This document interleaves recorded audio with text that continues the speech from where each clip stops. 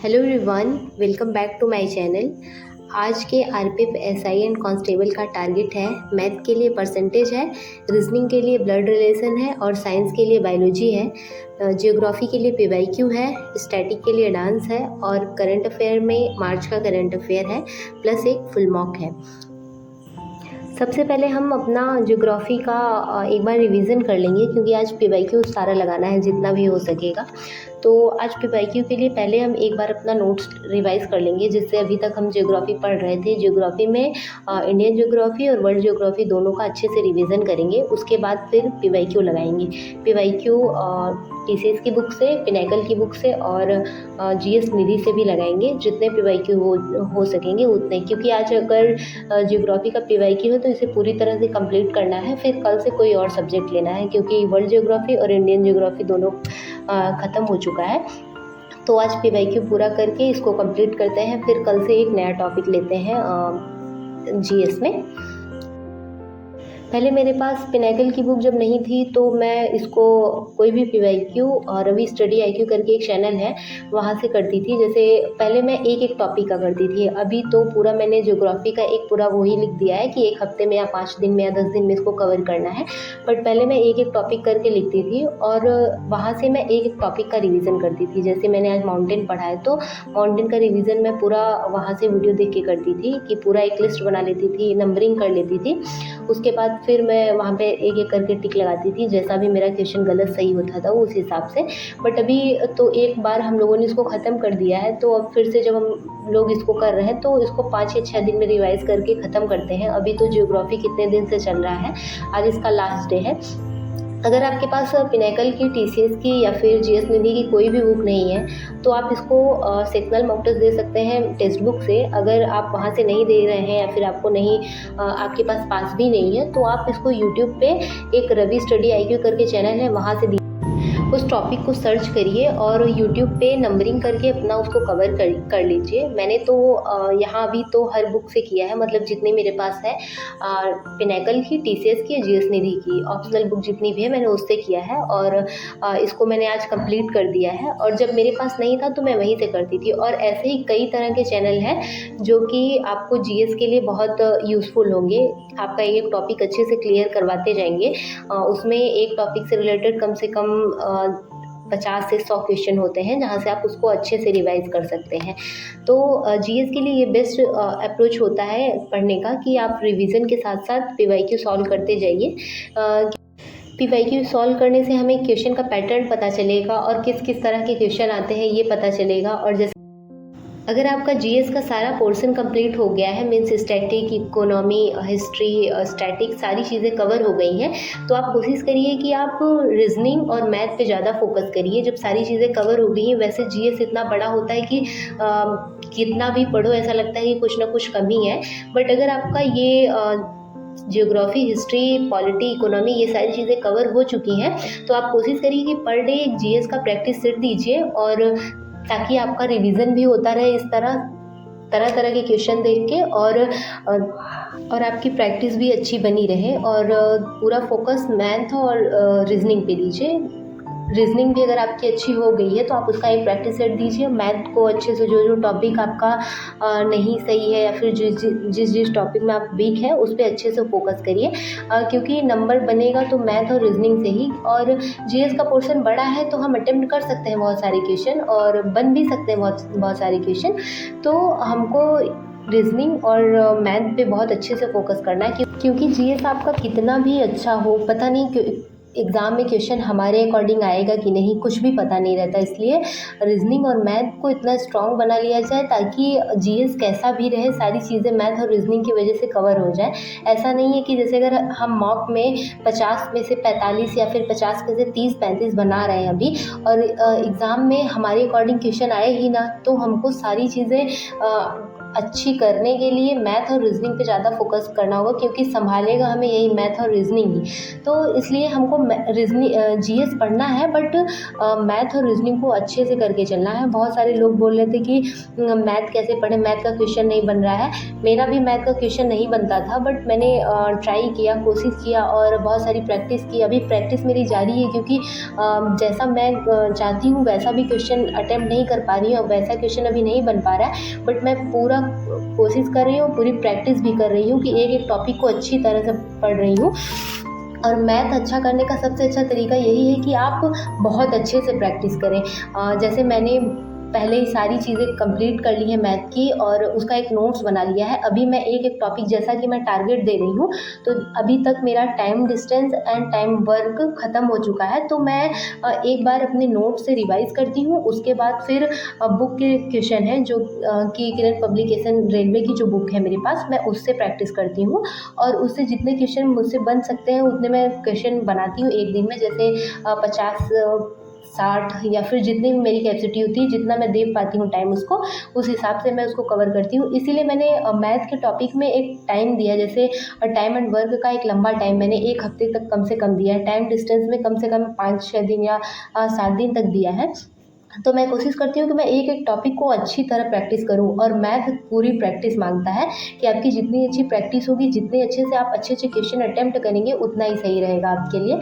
तो इस तरह आप एक टॉपिक को ज़्यादा टाइम दीजिए। जैसे अभी हमारे पास टाइम भी है, तो जैसे परसेंटेज को हम 7 दिन दें या 5 दिन, जितने दिन में हमारा अच्छे से कवर हो पाए, जितनी अच्छी हमारी कैपेसिटी होगी मैथ को टाइम देने की, और जितनी अच्छी प्रैक्टिस होगी हमारी, उस हिसाब से पहले मैं क्या करती हूँ मैथ के लिए, मैथ अपने नोट से एक बार पूरा फार्मूला देख लेती हूँ। जो भी टॉपिक मैं लेती हूँ उसका पूरा फार्मूला देख लेती हूँ, और किस तरह उसका सॉल्व करना है उसको देख लेती हूँ। उसके बाद फिर मैं बुक से प्रैक्टिस करती हूँ। बुक में जो जो क्वेश्चन मुझे नहीं आ रहा है मैं उस पर टिक लगा देती हूँ। उसके बाद फिर मैं उसको अपने नोट से देख के और उसके फार्मूला को अच्छे से प्रैक्टिस करती हूँ। और जो जो टफ़ टॉपिक, मतलब जो जो टफ़ क्वेश्चन लगते हैं, उसको एक A4 पेपर में मैं लिख लेती हूँ। और जो जो क्वेश्चन मुझे बार बार परेशान करते हैं, जैसे चाहे वो मॉक में हो, चाहे कोई प्रैक्टिस सेट में हो, चाहे मेरी बुक में हो, जो भी क्वेश्चन मुझे बार बार प्रॉब्लम दे रहे हैं, मैं उसको लिख लेती हूँ और उसको वो चैप्टर पढ़ने से एक बार पहले रिवाइज़ कर। मुझे भी अभी मैथ पे बहुत काम करना है, और मैं इसी तरह लगी हुई इस चीज़ पे कि मैं एक छोटी छोटी गलती को अपने किस तरह कैलकुलेशन में कहाँ मेरा ज़्यादा टाइम लग रहा है, मैं इस चीज़ को देखते हुए उस पर वर्क कर रही हूँ अच्छे से, ताकि मेरा मैथ और स्ट्रांग हो जाए।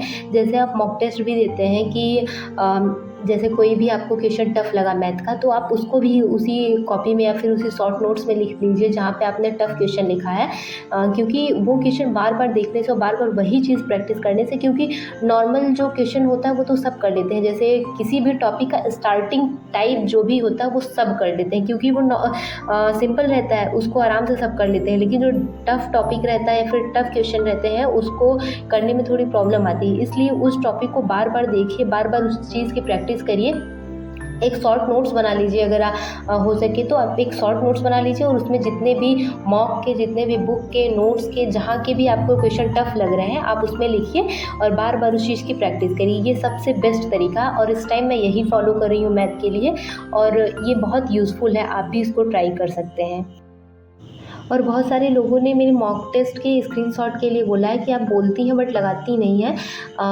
ऐसा नहीं है, क्योंकि कुछ दिन से ऐसा हो रहा है कि मैं पहले पूरे टारगेट में ही बिज़ी हो जाती हूँ, टारगेट को कंप्लीट करने में, और जिस दिन मैं पहले ही मॉक टेस्ट लगा देती हूँ उस दिन मैं ज़रूर यहाँ पे लगा देती हूँ। बट जब मॉक टेस्ट मैं नहीं देती, जिस दिन, अभी कुछ दिन से ऐसा हो रहा है कि पहले मैं टारगेट ही कंप्लीट करने में लग जाती हूँ सुबह से शाम तक, और वीडियो मैं डालती हूँ 9 साढ़े 9 बजे तक। तो वीडियो अपलोड करने के बाद मैं मॉक टेस्ट लगाती हूँ, इसलिए वहाँ डाल नहीं पाती। मैं सोचती हूँ कि मैं इसको लगा दूँगी, बट मेरे दिमाग से वो चीज़ निकल जाती है, तो इसके लिए आप माइंड मत करिएगा।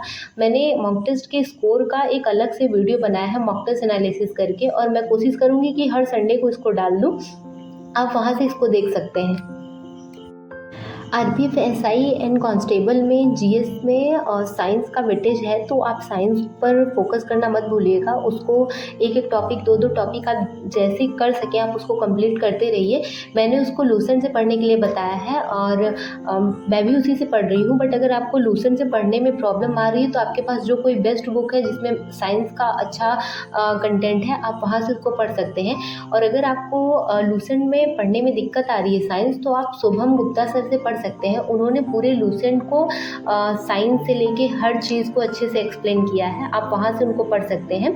या तो आपको कोई और अच्छे टीचर लगते हैं जहाँ से आपको पढ़ना अच्छा लगता है, तो आप वहाँ से पढ़ सकते हैं। शुभम गुप्ता सर की बात मैं इसलिए कर रही हूँ क्योंकि उन्होंने लूसेंट से ही पढ़ाया है। मीन्स लूसेंट से एंसेंट हिस्ट्री से लेकर लास्ट में जितनी भी चीज़ें हैं, कौन पहले किसने किया और ये सारी चीज़ें, पुस्तक से लेके हर चीज़ सर ने डिटेल में पढ़ाई है। एक बहुत लंबी क्लास है उनकी। आप अगर कॉन्सेप्ट क्लियर करना चाहते हैं साइंस का, तो आप उसको वहाँ से अच्छे से कवर कर सकते हैं। क्योंकि साइंस में कुछ कुछ ऐसी चीज़ें हैं जिनको बिना लेक्चर से या फिर बिना पढ़े समझ में नहीं आ रही है या फिर नहीं आएगी, तो आप वहाँ से पढ़ सकते हैं। अगर आपका सारा कॉन्सेप्ट साइंस का क्लियर है तो आप कोशिश करिए कि आप प्रैक्टिस ज़्यादा से ज़्यादा करें।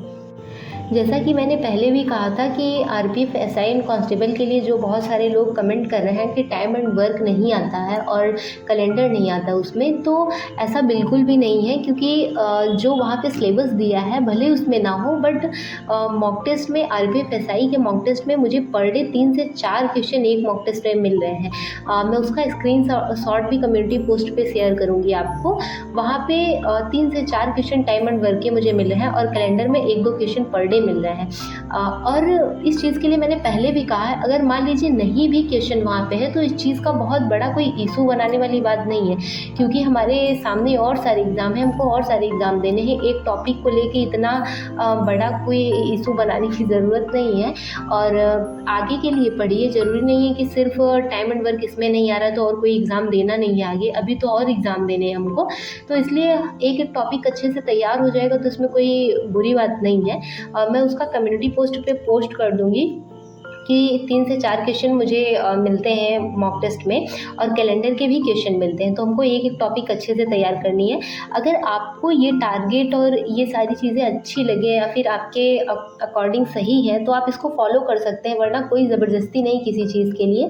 आप खुद से अपना टारगेट फिक्स करिए, खुद से अपना एक एक टॉपिक क्या आज पढ़ना है, कितना पढ़ना है, अपना टारगेट सेट करके पूरा दिन, पूरी रूटीन उस तरह डिसाइड करिए कि मुझे क्या क्या करना है। इस तरह आप खुद से भी कर सकते हैं, ज़रूरी नहीं कि मेरा ही फॉलो करें। ये तो मैंने अपने अकॉर्डिंग बनाया है कि मुझे क्या सही लग रहा है, कितना मैं आज पढ़ पाऊँगी, 1 घंटे किसको, कौन से सब्जेक्ट को कितने घंटे दे पाऊँगी, मॉक टेस्ट के लिए टाइम निकाल पाऊँगी कि नहीं। ये तो मेरे रूटीन के अनुसार मेरा टारगेट है। तो आप जिस तरह चाहिए आप अपना उस तरह टारगेट फिक्स कर सकते हैं।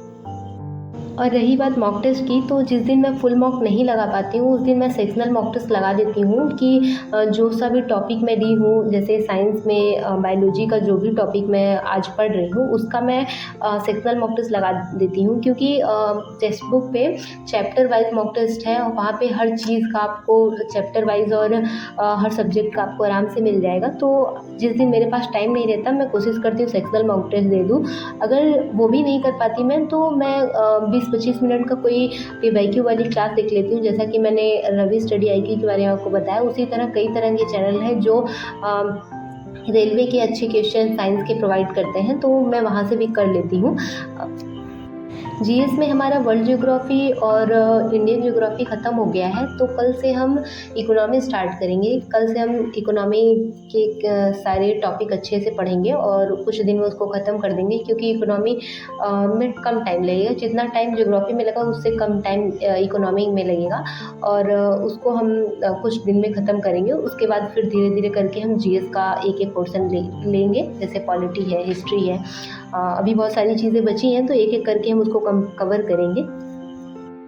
और अगर आपका इकोनॉमी और ज्योग्राफी ये सारी चीज़ें कंप्लीट हो गई, जैसे अगर हम कल से इकोनॉमी ले रहे हैं और अगर आपका इकोनॉमी कवर हो चुका है, आपने इकोनॉमी के सारे क्वेश्चन अच्छे से अटेम्प्ट कर लिए हैं, मीन्स अच्छी प्रैक्टिस की है आपने उसके लिए, तो आप इकोनॉमी की जगह पॉलिटी या फिर हिस्ट्री या फिर कोई और सब्जेक्ट ले सकते हैं। जो भी आपने अभी तक नहीं कवर किया है आप वो सब्जेक्ट ले सकते हैं। ज़रूरी नहीं है कि इकोनॉमी ही लीजिए। और अगर आपने नहीं इकोनॉमी किया है तो ज़रूर से इकोनॉमी लीजिए। एक एक करके हम लोग उसको कंप्लीट करेंगे, क्योंकि अभी तक ज्योग्राफी बड़ा टॉपिक था तो उसके बाद एक छोटा टॉपिक ले लेते हैं, क्योंकि जीएस अगर धीरे धीरे 2-3 कंप्लीट हो जाएगा, 2-3 सब्जेक्ट, तो थोड़ी तसल्ली रहेगी। इसलिए एक छोटा टॉपिक लेके फिर उसके बाद हिस्ट्री या फिर पॉलिटी हम लोग स्टार्ट करेंगे। तो ये था आज का मेरा दिन। इस तरह मैंने अपना टारगेट कंप्लीट किया। आज मैंने मैथ की बहुत सारी प्रैक्टिस की है, बहुत अच्छे से, क्योंकि एक ऐसा टॉपिक चल रहा है जिससे बहुत सारे अच्छे क्वेश्चन आते हैं हर एग्ज़ाम में। तो मैंने आज उसको बहुत अच्छे से किया है, अभी टाइम लगेगा उसको कवर करने में। तो ऐसे ही खूब सारी प्रैक्टिस करिए और अच्छे से पढ़ाई करिए। थैंक यू सो मच मेरी वीडियो को देखने के लिए।